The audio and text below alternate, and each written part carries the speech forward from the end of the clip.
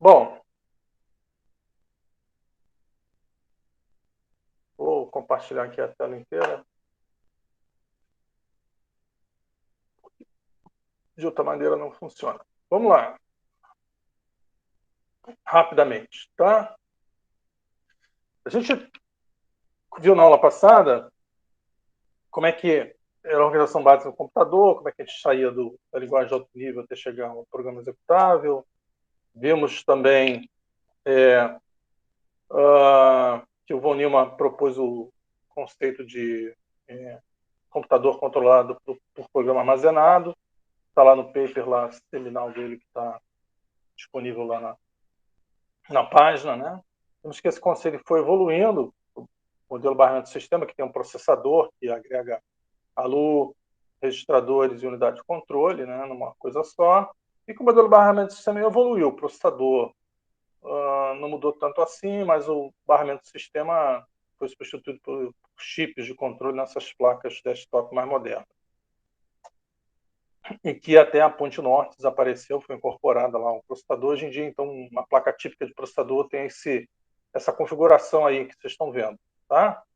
Que é acesso à memória, ao canal PCI Express, e a ponte sul cuida basicamente do I/O. Tá? Essa configuração é mais interessante porque ela permite que você trabalhe aí com vários processadores, né, interligados entre si, 2 chips por placa, até 4, de uma maneira mais eficiente. Aí falamos um pouquinho da memória primária, que envolve a BIOS e a memória principal, né, o conjunto das duas. Alguém perguntou sobre a memóriazinha CMOS, que a gente viu que não faz bem parte disso, mas seria mais uma entrada e saída, né? E falamos rapidamente da memória secundária, que é onde os programas, né, ficam armazenados em caráter permanente, não seja persistente. Vimos que o processador é a fusão então da unidade lógica, aritmética, registradores e unidade de controle.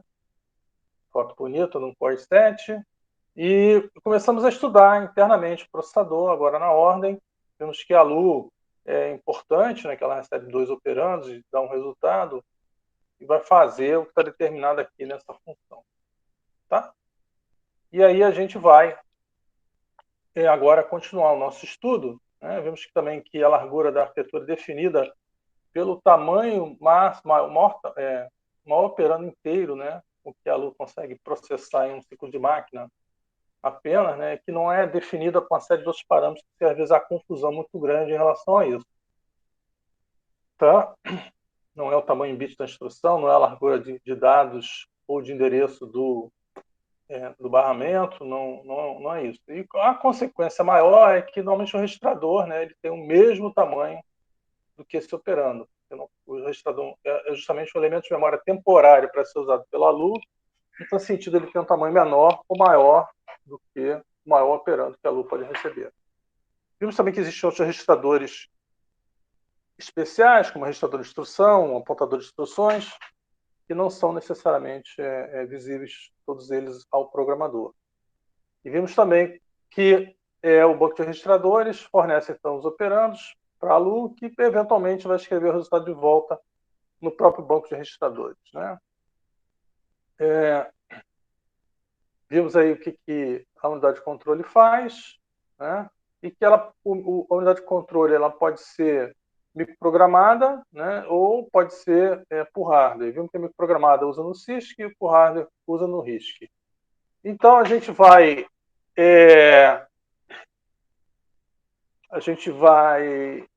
ver o esqueminha aqui de funcionamento da unidade microprogramada, que ela tem um microprograma e que ela é utilizada justamente com processadores cujo conjunto de instruções é mais complexo, vamos dizer assim, né? E esse tipo de decodificação feita pelo hardware, sem microprograma, é mais utilizado em processadores de RISC. A gente não vai se aprofundar nesse estudo, né? Porque eu acho que não tem muito relevante. E começamos a ver, então, os tipos de arquitetura, né? Arquitetura de pilha, acumulador, registrador memória, registrador histórico. E vimos bastante detalhes até em relação a essas arquiteturas e as diferenças entre elas. Tá bom? Aí a gente acabou mais ou menos aqui. Então são 10h15, vamos até 11h15. Alguma dúvida, alguma pergunta em relação à nossa aula anterior? Alguma outra dúvida em relação a qualquer outra questão? Ok. Então, vamos em frente, tá? Uma coisa importante que a gente não percebe quando usa um computador é a ordenação de bytes que ele utiliza. Ora, o que é isso, essa ordenação de bytes? Né? Byte não é só byte, né? Não é só guardar na memória do computador e está pronto, acabou. Mais ou menos. Tá? Quando você tem um, um, um bit, né? Um byte, você não tem dúvida da maneira que você organiza os seus... Só um instantinho.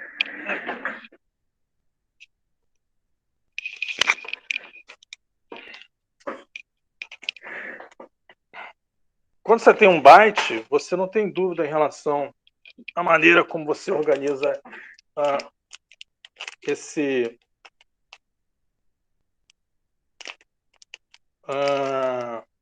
byte, né?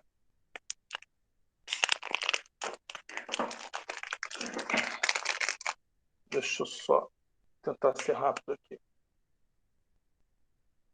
Tá faltando o desenho. Tá.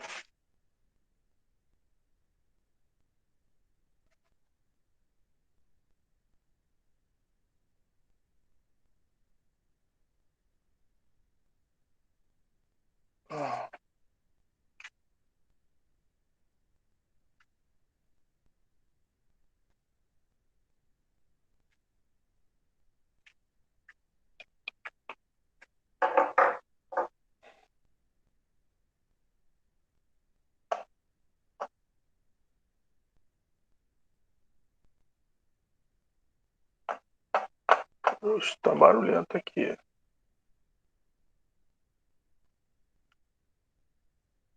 Se vocês derem uma olhadinha aqui, para esse desenho aqui, se você tem um byte, tá? Você não tem muita,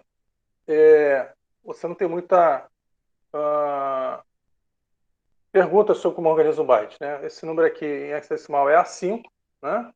Então você tem o bit. O senhor parou de apresentar. Oi? O senhor parou de Eu parei de apresentar a tela. apresentar, mas vocês devem estar me vendo aqui, não? Sim, Na só o outra desenho não tá tela. dando pra ver muito direitinho, não.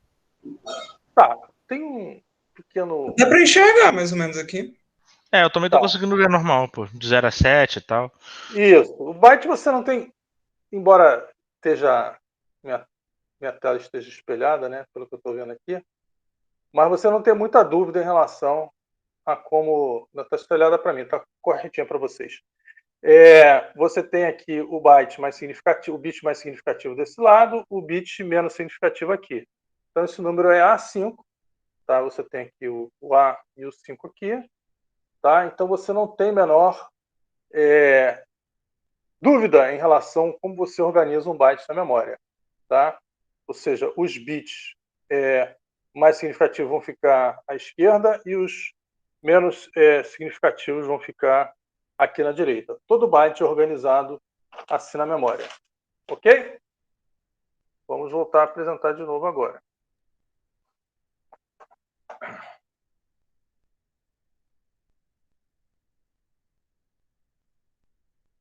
Ora, mas como é que eu faço essa minha... Cadê você?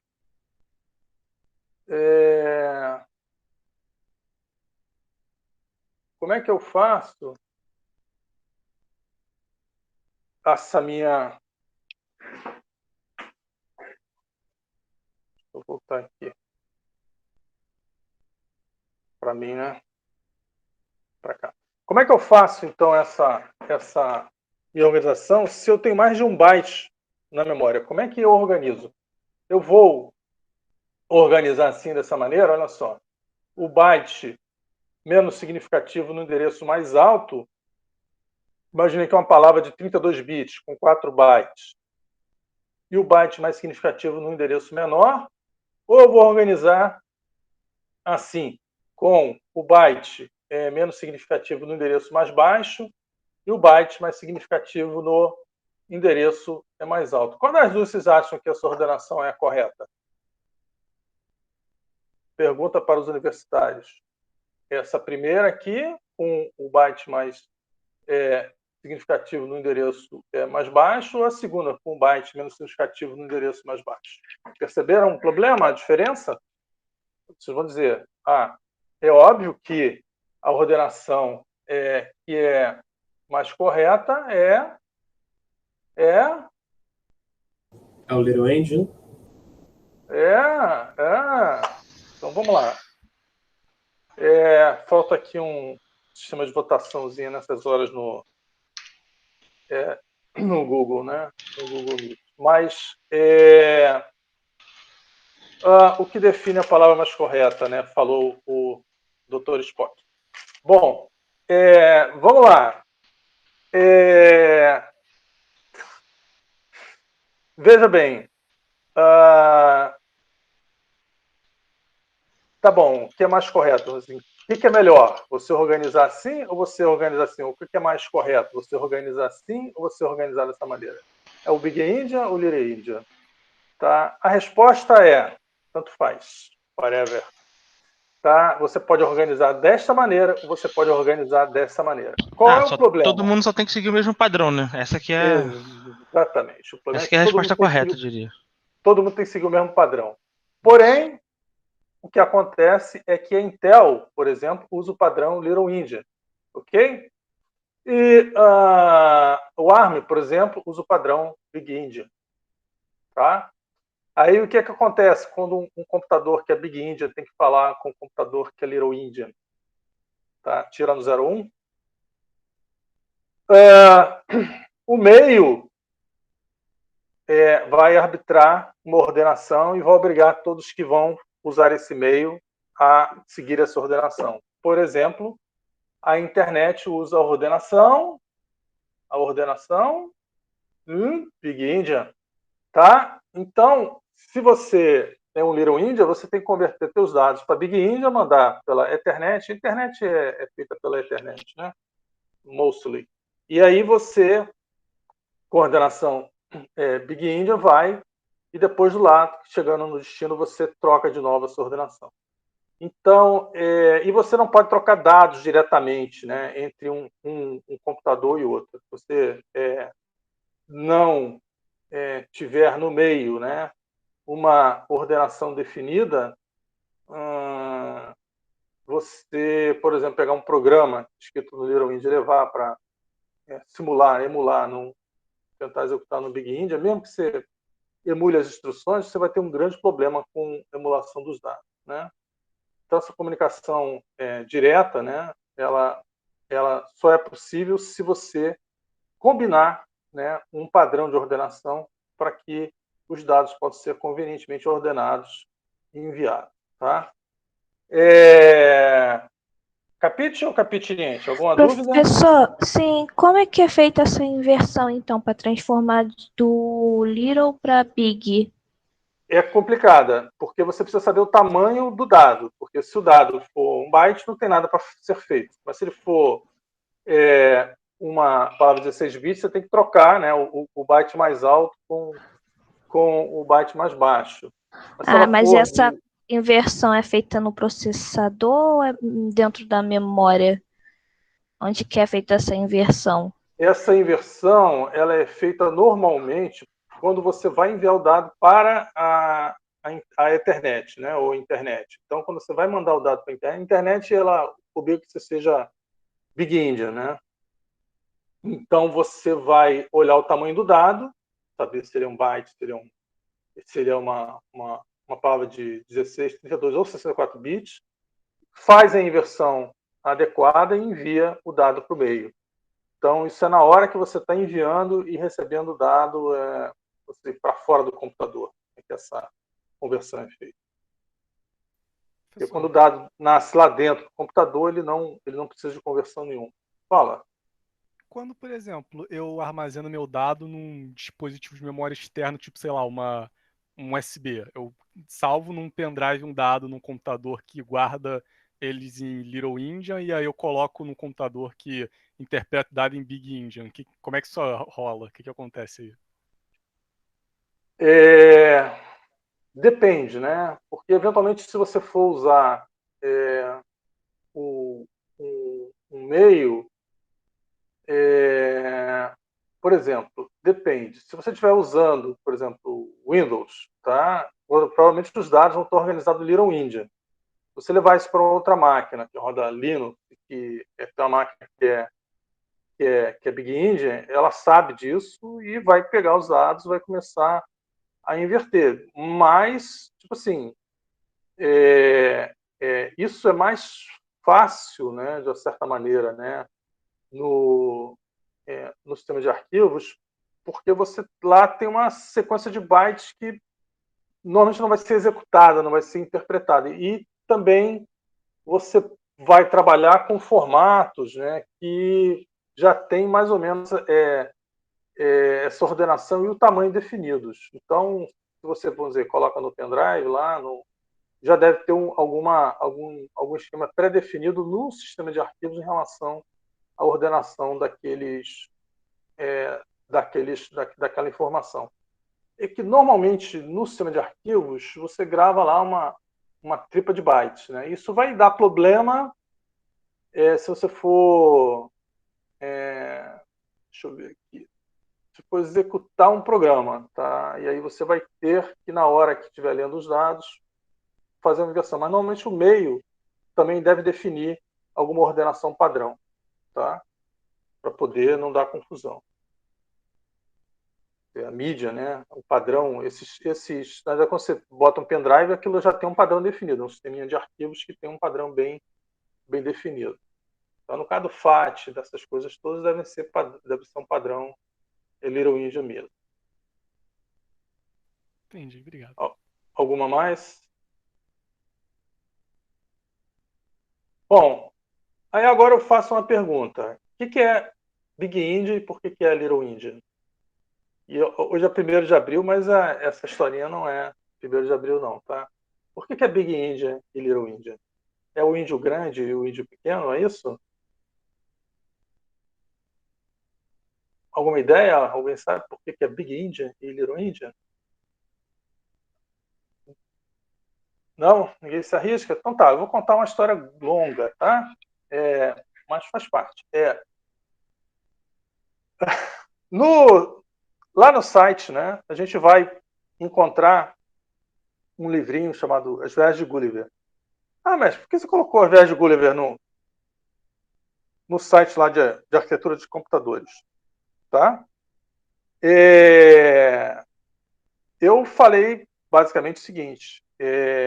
Eu faria basicamente o seguinte. Ele livrinho está lá porque ele conta a história do Gulliver. Né? O Gulliver pegou um navio, o navio naufragou, ele amanheceu numa praia, numa cidadezinha, uma ilhazinha remota, onde tinha um monte de gente pequenininha, né? Ele acordou estava meio preso lá, mas se libertou rapidamente.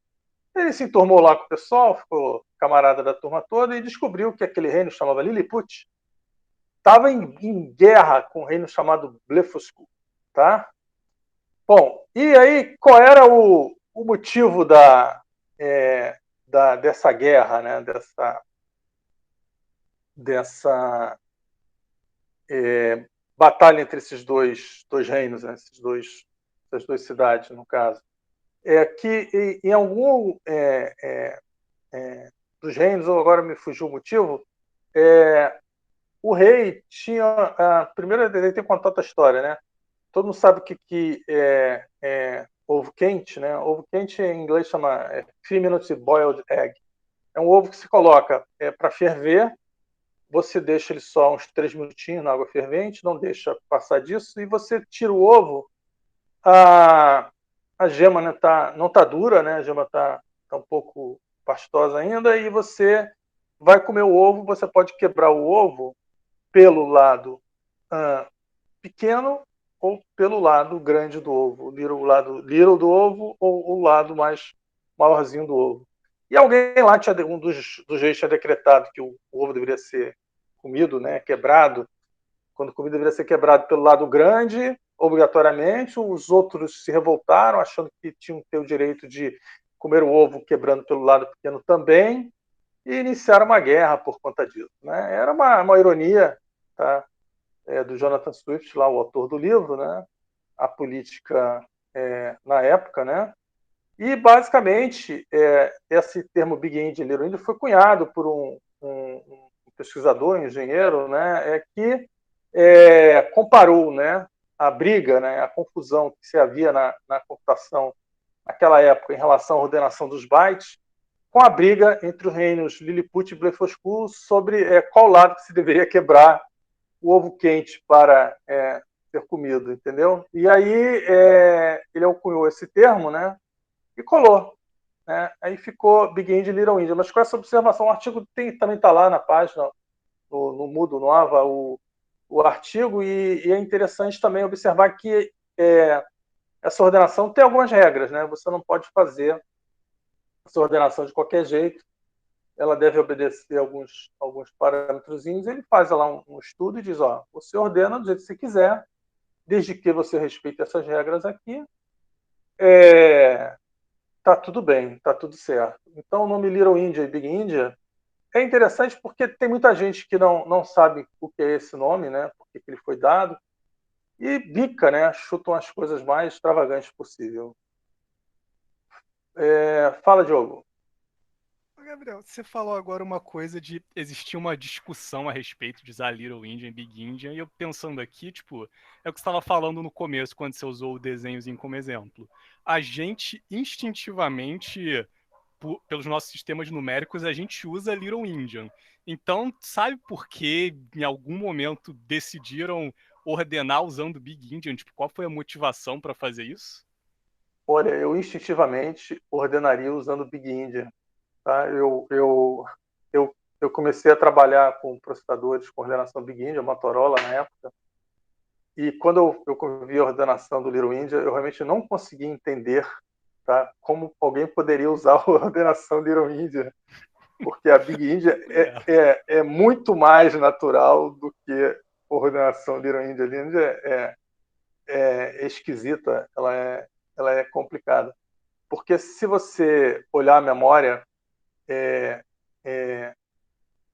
e você for examinar com um depurador, né, você vai ver, quando você usar Little India, que o dado, e vocês vão ver isso no Sapiens, quando você usar no Sapiens, o número aparece trocado.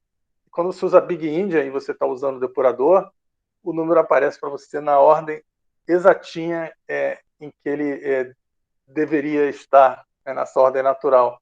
E o Little India não, o Little India ele aparece trocado quando você usa o depurador. Por quê? Porque a parte justamente menos significativa fica no endereço mais baixo, a outra fica no endereço mais alto, e você não vê isso naturalmente no depurador. Vocês vão ver isso quando estiverem usando o Sapiens, que o Little India realmente é ao contrário. Então, é por causa disso, porque algumas pessoas olhavam e diziam, é claro que tem que ser Big India. Como você diz que é claro que tem que ser Little India, e aí começou a briga, basicamente, por causa disso. Eu realmente acho que o Big India é mais natural do que o Little. Não entendi. Mas tem gente que não vê Legal isso. que a gente fez um microcosmo dessa discussão nessa pergunta, que eu falei, pô, o Little India é tão mais claro, você acabou de falar, mas o Big India é tão mais claro, então deu para entender bem por que existe essa discussão. Tá. Tem aqui um outro exemplinho aqui, que mostra isso, né? Aqui é o Big India, tá? E aí ele aqui tem a palavra, né? Tem um endereço mais baixo para o endereço, a memória segue o endereço mais baixo, mais alto. Se você olhar aqui, o número, olhando da esquerda, é 0123, né? Ordenação, 4537. Então, o byte, o bit mais significativo está aqui. Então, se você olhar isso aqui no depurador, você vai ver que esse número da esquerda para a direita ele está naturalmente ordenado. Você consegue ler esse número direto. Sei lá. O mais significativo, ou seja, o bit mais significativo vai ficar sempre à sua esquerda. E se você usar o Little India, não. Fica ao contrário, né? O bit menos... É que aqui ele fez... Ele mexe no endereço, ele mantém a ordenação dos bits e muda o endereço. Então aqui o endereço mais baixo está no bit mais alto, aqui o endereço mais alto está no byte mais alto também. Tá? Mas isso aqui, quando você aparece no depurador, isso aqui aparece ao contrário, isso aqui aparece na ordem natural. É uma outra tentativa de mostrar, né? Então aqui o byte mais significativo do endereço é mais baixo, o byte menos significativo do endereço é mais alto. Então o Little India assim, é fácil de decorar porque é o byte menos significativo no endereço mais baixo. Tá? Então o Little India é o menos no menos. Ok? E é isso aí. Alguma dúvida a mais de perseguir a ordenação? Isso é importante para quem trabalha com máquina virtual, para quem vai fazer um depurador, um emulador, que nem eu já fiz, tive que trabalhar com esse problema e juro que eu penei para resolver isso aí, tá? Posso ir? Bom, além disso, quando eu tenho um processador, além da maneira da ordenação dos bytes da memória, tem a maneira como os operandos das instruções são referenciados nas instruções. Por exemplo, se eu tenho um dado imediato aqui, eu somo com um registrador e guardo no registrador, esse númerozinho aqui que está codificado na própria instrução chama dado imediato. Quando o operando está codificado na instrução, ele se chama dado imediato. Tá? A maneira é um modo de endereçamento. Tá? Quando na instrução eu não tenho o dado imediato, mas sim o número do registrador, esse modo é um modo chamado modo registrador, ou seja, a instrução, no opcode da instrução, está codificado o número do registrador, ou seja, aquilo não é um dado, mas aquilo aponta para o registrador que é um dado. No modo direto absoluto, eu tenho um valor que está codificado na instrução e, na realidade, esse valor aponta para o endereço de memória onde está o dado. Então, esse modo é direto ou absoluto. Tá? Quando o meu opcode aponta para tem um número de um registrador e esse registrador tem um endereço de memória onde está o dado, eu sou modo indireto via registrador. Tá? Quando eu tenho na instrução uma constante que é somada ao conteúdo do registrador para formar um endereço de memória, chama modo de deslocamento. Quando eu tenho dois registradores que são somados para formar um endereço de memória de tal dado, é modo indexado. Quando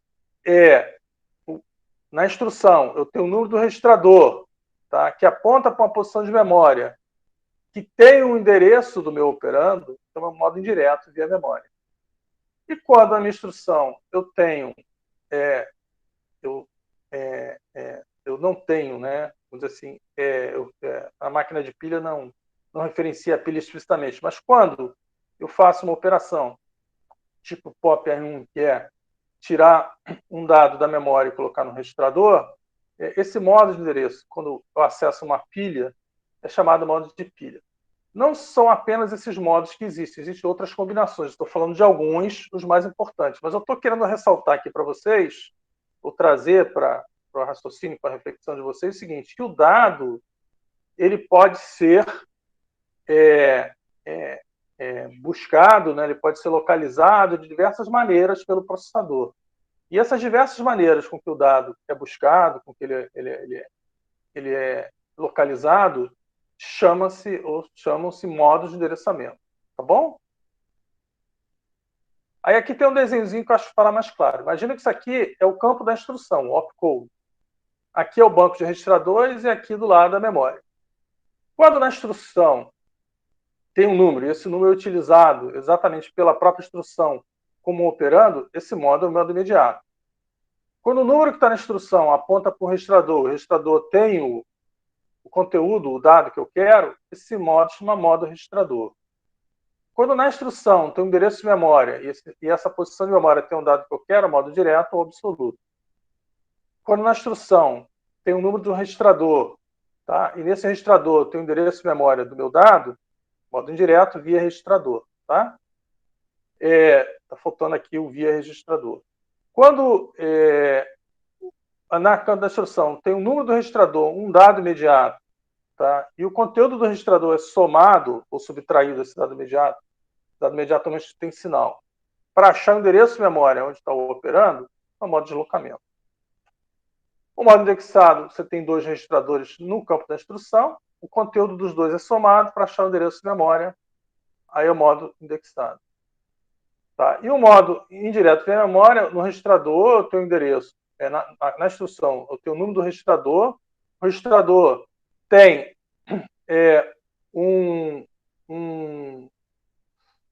aponta a posição de memória que aponta para um dado, o dado que eu quero. Tá? E na pilha, eu tenho um ponteiro da pilha e implicitamente eu busco o dado no topo da pilha e carrego no registrador ou no acumulador, conforme for a arquitetura da sua máquina. Tá? Então, são vários modos de endereçamento, formas de você achar os dados. Não são só esses, tá? Se você estiver trabalhando com um processador CISC, né, você vai ter muitos outros modos de endereçamento, mas no processador RISC e num processador mais simples, né, não tem modos muito mais diferentes do que esse.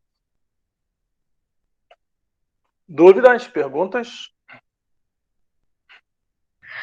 Professor, você pode explicar de novo o indexador? Eu não entendi muito bem ele. Ele O tem indexado? 2. Esse aqui? Esse aqui é uma moleza. Olha É o só. indexado, isso.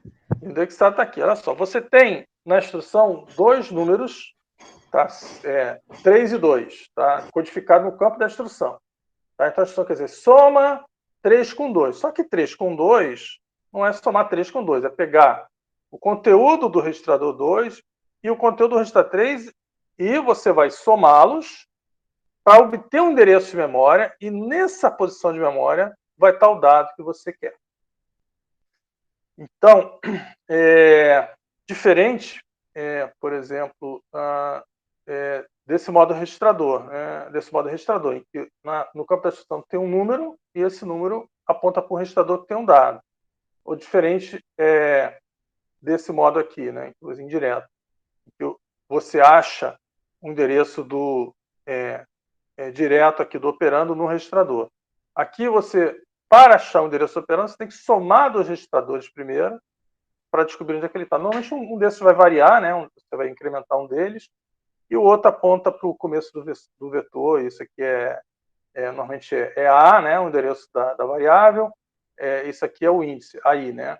Normalmente é uma coisa assim, tá? Que você usa esse modo indexado quando você está acessando um array, basicamente. Entendi, Melhor, Bruno? obrigada. Sim, entendi agora. Alguém mais? O que é mais eficiente? Na verdade, tudo isso depende do que você está fazendo. Depende da instrução de alto nível que você está traduzindo. Quanto mais modos de endereçamento, melhor, de certa maneira, porém, a sua arquitetura fica mais complicada.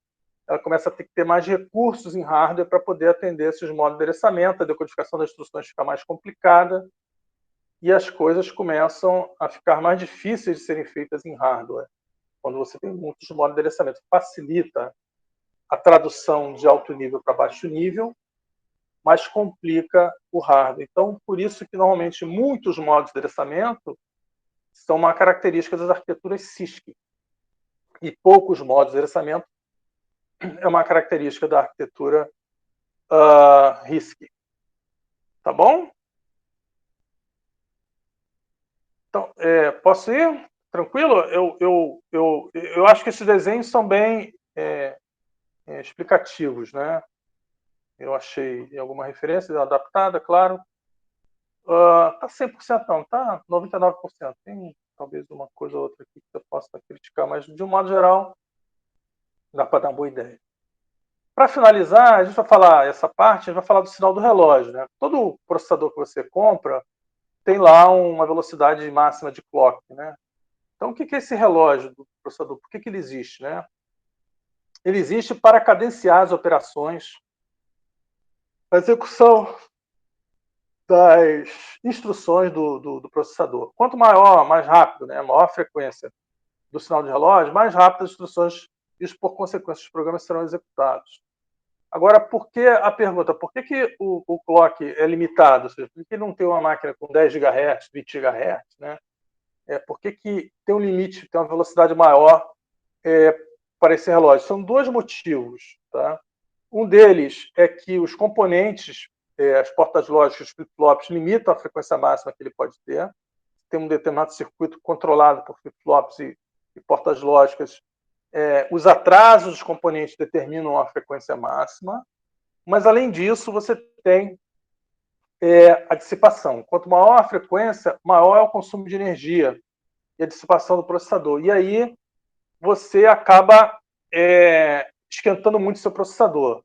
Daí é que aquela turma que faz overclocking, né, gosta de brincar com isso, cada um tem sua praia, né? Eu não vejo muita graça nisso, mas tem gente que acha divertido. Vai fazer o quê? Vai resfriar o seu processador com hidrogênio, né? Usa lá um gás refrigerante, né? Para poder retirar essa energia e poder fazer com que o clock do processador vá a ter valores mais altos. Mas vai chegar uma hora que os atrasos dos componentes vão impedir que ele trabalhe a uma frequência mais rápida. E a título de informação científica, né, o tempo, né, o período do relógio, ele é o inverso da frequência. Então, você tem um processador de 1 GHz, o tempo do ciclo do relógio dele vai ser de 1 nanosegundo. Tá bom? Então, quanto maior a frequência, menor esse tempo de relógio. Mas eles são relacionados por essa equação. O tempo do ciclo do relógio é o inverso da frequência. A frequência é medida em hertz, né? Na verdade, são ciclos por segundo, que a gente pode também traduzir por hertz. Tá bom? Se você esqueceu alguma coisa. Aqui tem um desenhozinho aqui do relógio. O relógio não precisa ser assim, com Duty Cycle de 50%. Pode ser um Duty Cycle assim, nesse caso aqui, 25%. Né? Pode-se usar a transição de subida ou a transição de descida, ou ambas. Tá? É uma escolha de projeto. E normalmente você trabalha com frequências diferentes hoje em dia, dependendo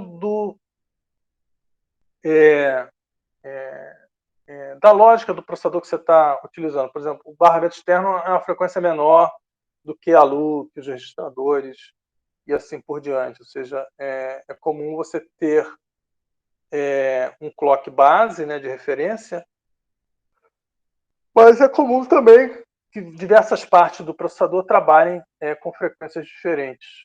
De uma maneira sincronizada, normalmente um múltiplo da outra, mas é como um barramento ser mais lento do que a frequência do barramento ser menor do que a frequência interna do processador. Tá? Alguma dúvida aqui do relógio? Tá? Então, isso aqui é só para explicar que a tecnologia hoje demanda um relógio. Aqui é o Sapiens, o processador que a gente vai trabalhar lá. Ele é um processador, uma arquitetura de acumulador, né?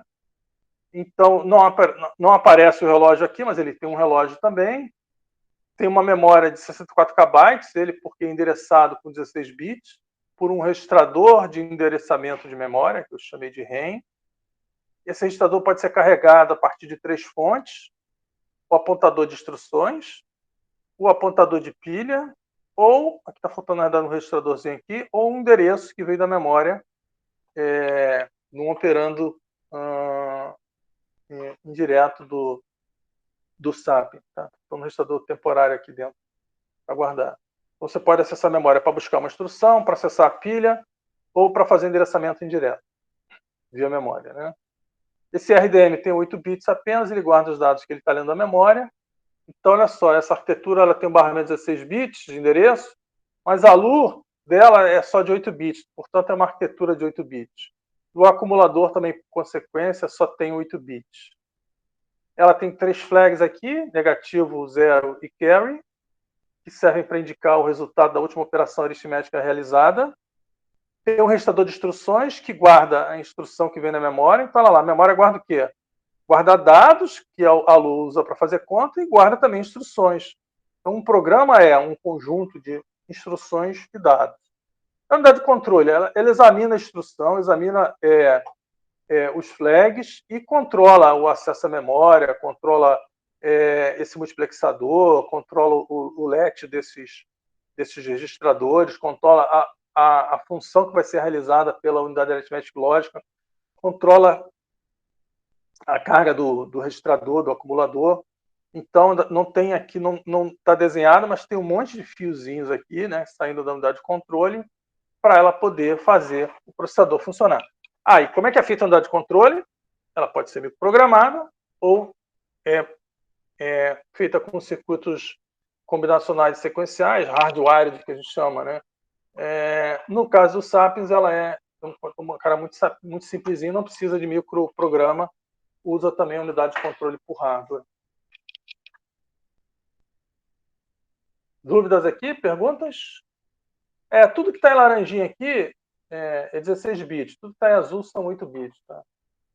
Sabia que aqui são bits individuais, mas são aqui 8 bits, 8 bits, 8 bits, 8 bits.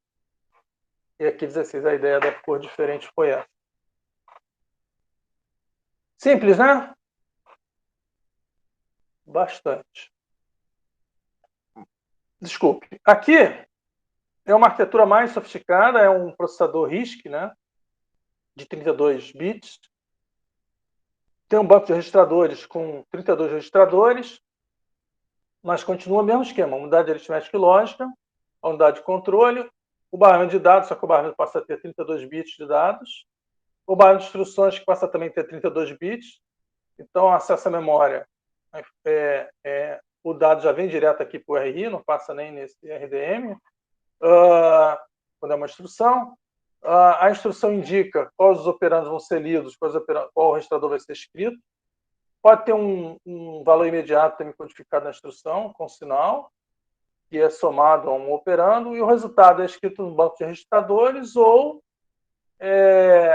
enviado para a memória, para ser escrito em alguma posição de memória. O endereço aqui pode vir, né, do apontador de instruções, tá? Está escondido aqui, mas aqui é um apontador de instruções, é o PC, né? Ou pode vir também de um valor de algum dos registradores, ou a soma de 2 registradores, ou qualquer coisa. E aqui o apontador de instruções é incrementado de 4 em 4, porque a instrução tem 32 bits de largura sempre. No Sapiens, a instrução só tem 8 bits de largura, o apontador de instruções é incrementado de 1 em 1. Tá? Não está o somadorzinho aqui, mas aqui também tem um somadorzinho só para o PC. E acabou. Perguntas? Tá? Relativa ao relógio, à organização dos processadores. Eu vou voltar ao Sapiens aqui com mais calma. Tá? Mas é um fechamento, mostrando diagrama em blocos de 2 processadores que eventualmente a gente vai usar no curso. Um é um MIPS e o outro é o Sapiens. Então, viu, né? Fácil fazer um processador. Né? Aqui, ó, tá o opcode aqui o que a unidade vai fazer também está codificado na instrução. Então, a instrução diz o quê? Qual operação que a unidade aritmética e lógica vai fazer, quais operandos vão ser lidos, né? Ela guarda o próprio operando, se for o caso de um dado imediato, e assim por aí vai. Tá bom? Professor, uma Isso. dúvida. A unidade de controle também está interligada com todos os registradores, quer dizer. Também, ela sai um fiozinho aqui para esse registrador, faz o fiozinho para o outro, para o outro, para o outro. Por quê? Em determinado momento, ela vai dizer, pega a instrução da memória, ela vai, carrega aqui. Então, você tem ou um latch, ou ele é um flip-flop, né? Aí você manda o sinal para que o dado seja carregado ali naquele registrador. O registrador é um conjunto de latches ou de flip-flops, né? Que são 32 latches ou 32 flip-flops. Todos eles com um relógio em comum, com controle em comum. Tá? Então ela tem os fiozinhos aqui invisíveis. Se não desenhar aqui, fica todo multiplexador que tem também, ele é controlado também pela unidade de controle.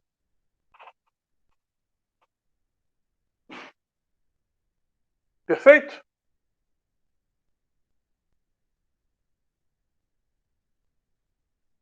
Então, deixa eu passar para o outro aqui rapidinho. Tá? Além desses slides, tem um material no AVA, tá, gente? Não deixem de consultá-lo. Tá? Já o questionário do histórico da computação está disponível até hoje, está lá para vocês responderem, está lá no AVA também, tá bom? Para vocês reforçarem lá o conteúdo. Vou contar outra historinha agora, RISC e CISC, né? Como a gente viu, a arquitetura do processador pode ser do tipo o quê? Pilha, né? Qual é o outro? Pilha. Como é que pode ser a arquitetura do processador? Pilha, acumulador, né? Registrador, memória, memória, ou registrador, load store, né? O mesmo nome para a mesma arquitetura. Então, são 5 tipos básicos de maneiras de construir o computador. Porém, internamente, além disso, né, ela pode ter uma outra classificação que chama RISC e CISC. Então, vou tentar explicar um pouquinho essa história. Você quer fazer um processador, você quer que ele execute seus programas o mais rapidamente possível. É um objetivo seu, né? Fazer isso acontecer. Normalmente esse objetivo é o quê?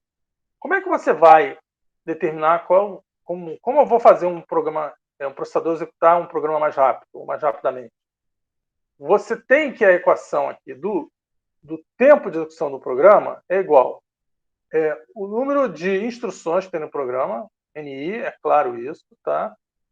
Vezes o tempo de ciclo do relógio do processador, ou seja, quantos nanosegundos leva aquele reloginho que eu acabei de mostrar para vocês, e o número médio de ciclos por instrução gastos para executar cada instrução. Por exemplo, se eu levar 2 ciclos de relógio para executar cada instrução, eu vou fazer 2 vezes o tempo de ciclo de relógio, que sei lá, 100 nanosegundos, vezes o número de instruções, 10 milhões. Aí isso vai dar o tempo total de execução do programa. Tá? Então, inevitavelmente, né, o tempo de execução do programa é o número de instruções vezes o tempo de ciclo de relógio, vezes o número de ciclos médios gastos para executar uma instrução. Se tiver uma instrução que gasta 4, outra gasta 10, tá? Você tem que ver quantas vezes no teu programa aparece a que executa 4, quantas vezes aparece o programa que executa 10, aí você separa as equações, né? Você soma cada uma delas separadas, tá? Ou você pega a proporção delas, faz a média e usa a média direto, tá bom? Então, ou seja, você vai separando isso aqui em N equaçõezinhas dependendo do tipo de instrução e o número de vezes que aquela instrução aparece, ou você usa um valor médio e faz a conta e tem uma estimativa também, outra maneira de fazer. Anyway, aí eu quero fazer um computador rápido, tá bom? O que eu posso fazer para ele ficar rápido? O pessoal falou, eu vou diminuir NI. Ora, pois, né? Eu vou pegar o número de instruções aqui e vou procurar diminuir esse valor. Se eu diminuir bastante o número de instruções em linguagem de máquina, que um programa vai para executar, eu vou diminuir o meu TP. Então, até 1980, os computadores, os processadores eram pensados dessa maneira. Vou fazer instruções bem complexas, bem próximas da linguagem de alto nível, de modo, sei lá, que eu posso pegar um laço, for i igual a 0, não sei o quê, e transformar isso numa única instrução em linguagem de máquina. Tá? Então, esse programa de alto nível, ser traduzido para a linguagem de máquina, gerava um número muito pequeno de instruções. Porém, né, como essas instruções eram muito complexas, né, com muito modo de gerenciamento, com tamanho variável, coisa e tal, a execução delas demandava um hardware muito complexo. Unidade de controle com microprograma,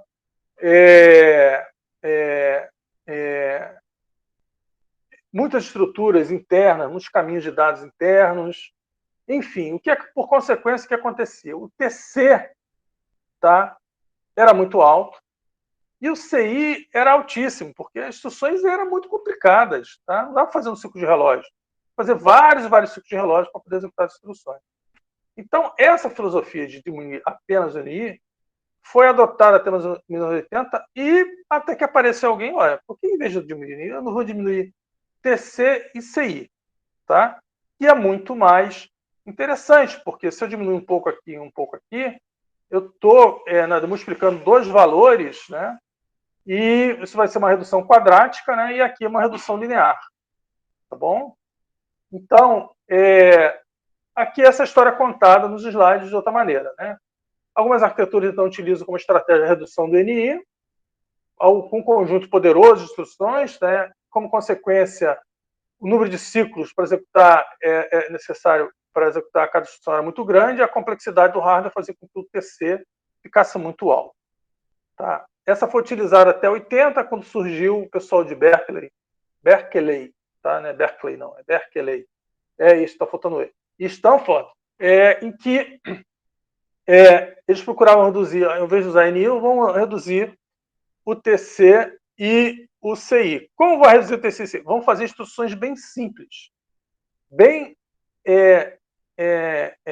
elementares. Poxa, mas você vai aumentar o NI? Vou aumentar o NI, mas o que eu vou ganhar no TC vezes o CI vai compensar o que eu vou perder no NI. Tá? Então, eles fizeram instruções muito simples e objetivando simplificar o hardware do processador, diminuir o TC e o NI. Aí a pergunta é, quem se deu bem nessa história? Qual foi a proposta vencedora? Tá? Então, os computadores mais antigos passaram a ser chamados arquitetura. Né? O slide está terrível, cheio de errinho. Para se chamar de CISCs, ou Complex Instruction Set Computers, e os novos receberam o nome de RISC, Reduced Instruction Set Computers. Tá? Durante a década que seguiu, década de 80, um intenso debate. Né? Arquiteturas CISC eram x86 da Intel. E a Intel falava mal a beça do RISC. Isso não presta para nada. E surgiram processadores novos como Spark, MIPS e ARM, exemplos de arquitetura RISC. Tá? Hoje em dia, o seu celular é ARM. Tá? O seu computador não é CISC. Então, o processador do seu computador é um x86, mas não é CISC. Eu vou explicar isso daqui a pouquinho para vocês. Mas vamos lá. Então, como é que ficaram caracterizadas então, as arquiteturas CISCs? Né? Instruções complexas, demandando um número grande e variável de ciclos de máquina para sua execução, uso de diversos modos de endereçamento para achar os operandos, instruções com formato muito variável, com tamanho e formato variável, diferentes tipos de instruções podiam acessar, referenciar dados na memória principal, e cada fase do processamento tinha uma complexidade muito variável. Como consequência, a implementação com pipeline, com a técnica que a gente vai aprender daqui a pouquinho, não era possível. A taxa média de execução das instruções era muito superior a um ciclo por instrução, vários ciclos por instrução. A unidade de controle tinha que ser microprogramada por conta da complexidade para decodificar essas instruções.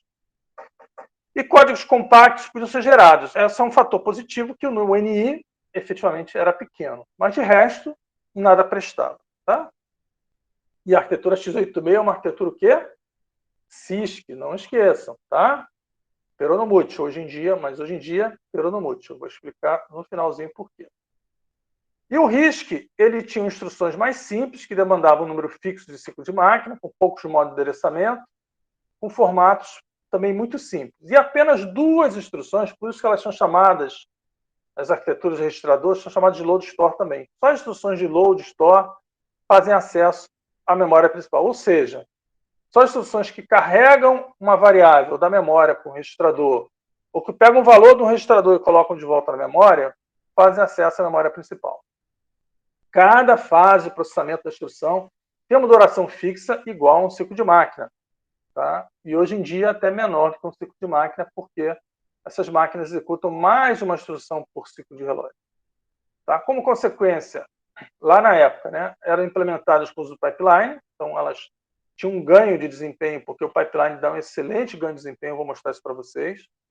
A taxa média de execução das instruções era próxima de um ciclo por instrução, ou seja, cada instrução levava no máximo um ciclo para ser executada. A unidade de controle, em geral, era hardwired, tá? E o processo de compilação era complexo. E é um ponto ruim, né? E gerávamos com programas, né? Tá aqui com um grande número de instruções. Tá bom? E aí, essa história é CISC e RISC. Hoje em dia, a grande maioria dos processadores do mercado são RISC. O processador do seu celular é RISC. O seu computador, ele é uma arquitetura x86, mas ele é RISC. Tá? Eu vou explicar isso daqui a pouquinho. Mas antes de explicar essa diferença do x86 hoje em dia, a pergunta é: alguma dúvida aqui dessa história do RISC e CISC? Por que ela surgiu? Como é que ela aconteceu e como é que ela se tornou vitoriosa? O que seria ARM? ARM é um processador que está no seu celular. Você não conhece um ARM? O ARM é uma empresa da Inglaterra, tá? Britânica, e ele é um processador RISC, um processador com uma arquitetura muito melhor do que o x86. Tá? É uma abreviatura, é um acrônimo, mas eu não lembro qual é esse acrônimo, eu posso procurar. O código de presença do ABA, sim, claro que vamos ter código de presença do ABA. Eu quero saber, antes de saber essas dúvidas cruciais, essas dúvidas essas dúvidas menores, comezinhas, eu tenho que abrir o ABA aqui. Se vocês vão...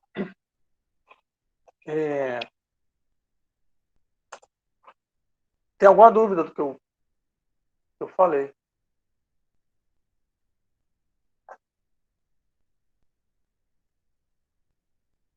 Chovendo, ó. Lá na reitoria. Trabalhei lá há muitos anos. Bom, deixa eu ver aqui se tem alguma pergunta no chat.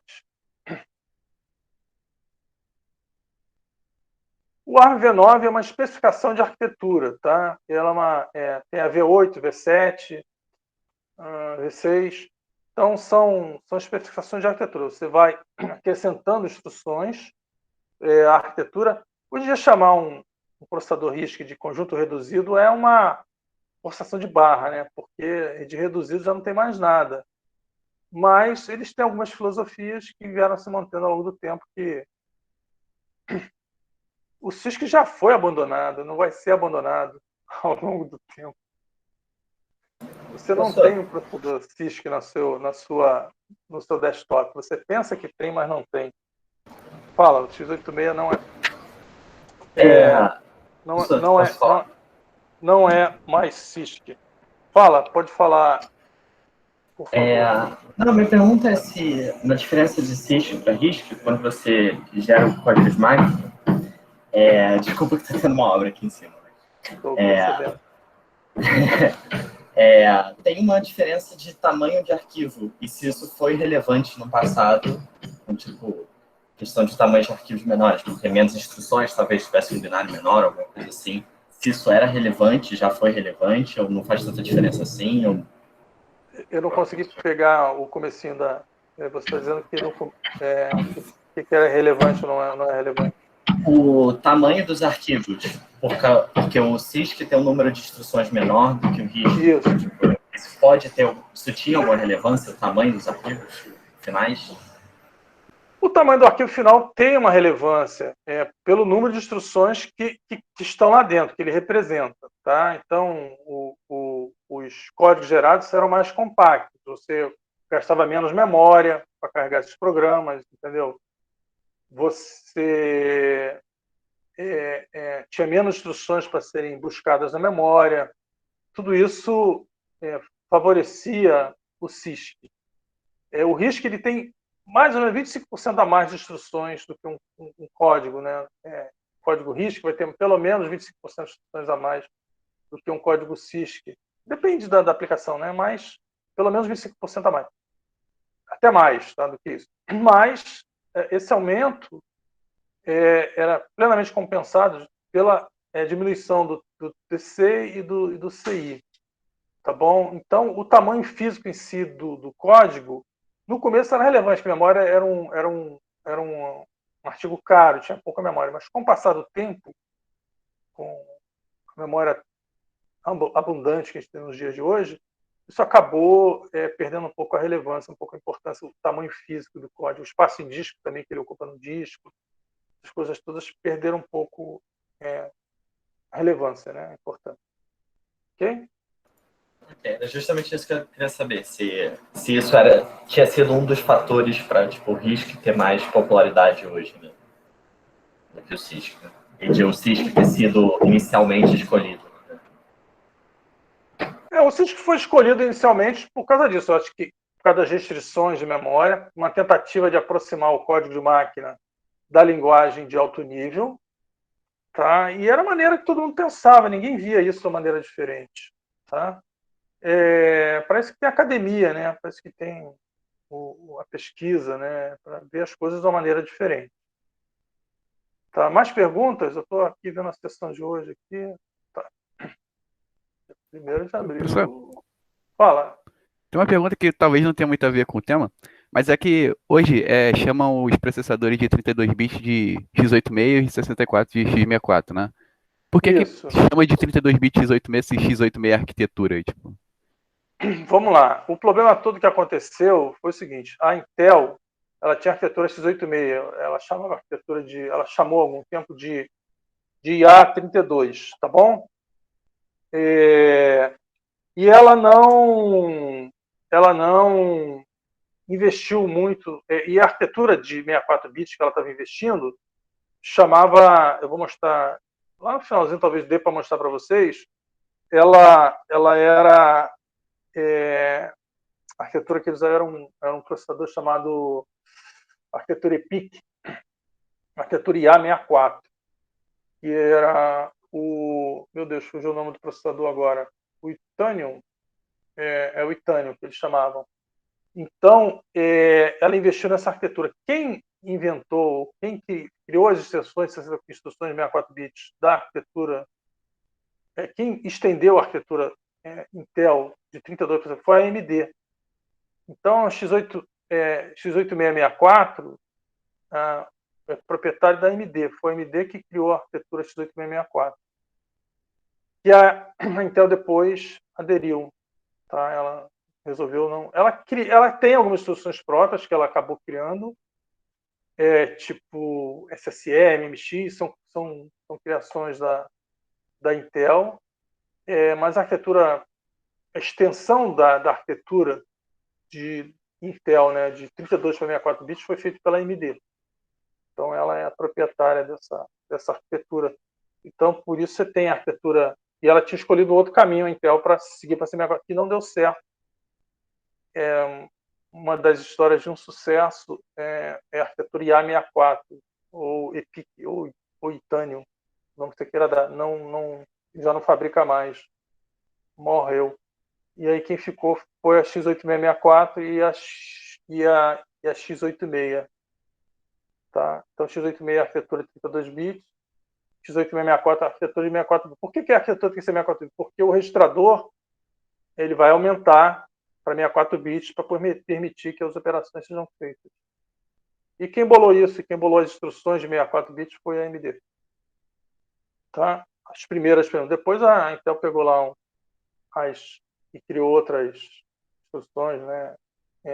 SSE, MMX, AVEC, essas coisas todas são criações da Intel, mas no começo quem liderou essa coisa foi a AMD. Tá? Beleza. Bom, alguma outra dúvida em relação a essa coisa? Por que o x86 não é mais CISC, né? Por que a Intel fez? Quando ela viu que ela estava perdendo essa luta, essa briga entre RISC e CISC, né? Ela fez uma coisa, ela criou uma arquitetura RISC e criou um tradutor em hardware de x86 para essa arquitetura RISC. Então, toda a arquitetura hoje em dia da Intel, ela tem um processador RISC lá dentro, uma arquitetura RISC lá dentro, e as instruções x86 são traduzidas para essa arquitetura RISC em tempo de execução. Então, você pega uma instrução CISC lá, qualquer da Intel, e ela é traduzida para várias instruções, que são instruções que eles chamam de micro-operações, né, que são instruções de tamanho fixo, e que apenas load store acesso à memória, Tá? Então, as instruções x86 são traduzidas para essas instruções. E lá dentro tem uma cache de instruções específica para esse tipo de microoperação. Tá? Então, uma vez traduzidas, elas não precisam ser retraduzidas, elas são buscadas de novo nessa cache. E aí acabou essa briga RISC-CISC. Foi quando, no final da década de 90, mais ou menos, que a Intel acabou adotando essa filosofia. Então, ela traduz on the fly, ou em tempo de execução, a instrução x86 para instruções RISC. Então, todo processador Intel hoje você compra, lá dentro ele é RISC e tem uma tradução automática de código x86 para código dessa instrução RISC que tem lá dentro. Perfeito? Então, não tem mais processador CISC, praticamente não. O que tem é de mentirinha, porque ele traduz de CISC para RISC. Então, o RISC ganhou essa briga aí delavada. Tá?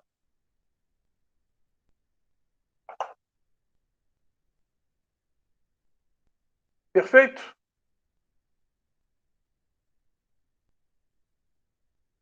Mais perguntas? O código de presença é colocado no AVA, www.ava.frj.br.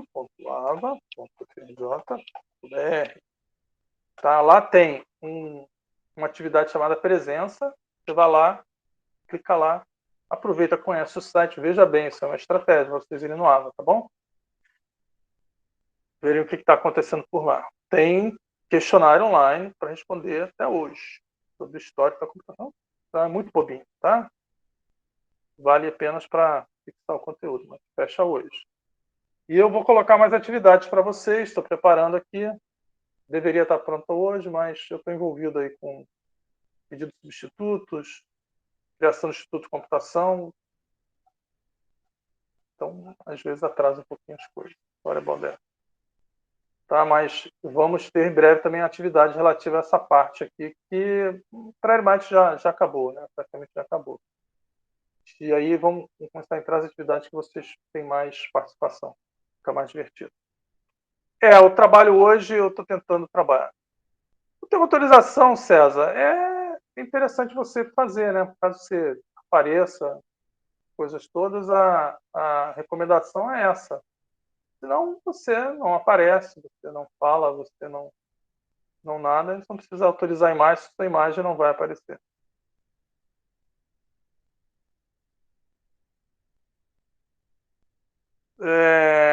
Ctrl F por conta de datas e detalhes muito específicos, Matheus. Não entendi. Ctrl F.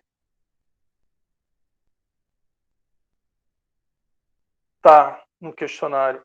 Sim. A ideia do questionário é essa, se revisarem todo o conteúdo que tem lá. São coisas específicas, mas para vocês lerem, ainda deve ser ler primeiro, responde depois.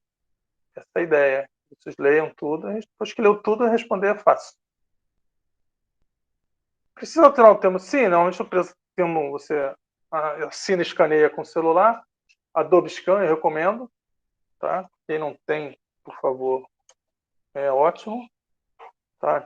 De grátis. Não coloca a marca d'água no seu scan. Imprimir em cima, você faz uma assinatura eletrônica que você também escaneia com a Adobe Scan. E aí você ou fotografa, gera um PNG com fundo transparente, você edita com o OpenOffice Draw e coloca lá.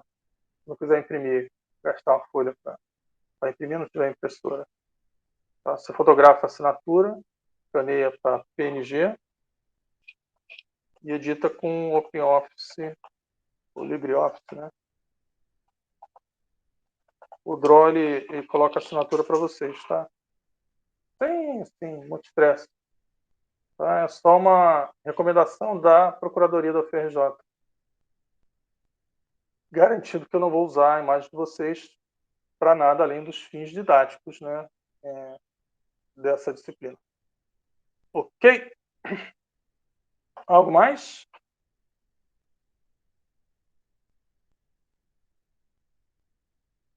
Tá bom, Matheus. Já vi aqui a sua reclamação. O questionário realmente ele é control find. As outras atividades serão mais à altura da capacidade de vocês. Pode deixar, não se preocupe. Tá? Não será nesse nível o tempo todo. E esse é o questionário mais burrinho que tem também, todos eles. Ok? Posso ir? Então tá, gente. Obrigado aí pela participação, pela presença. Não percam, né, a nossa próxima aula. Está, né, eletrizante.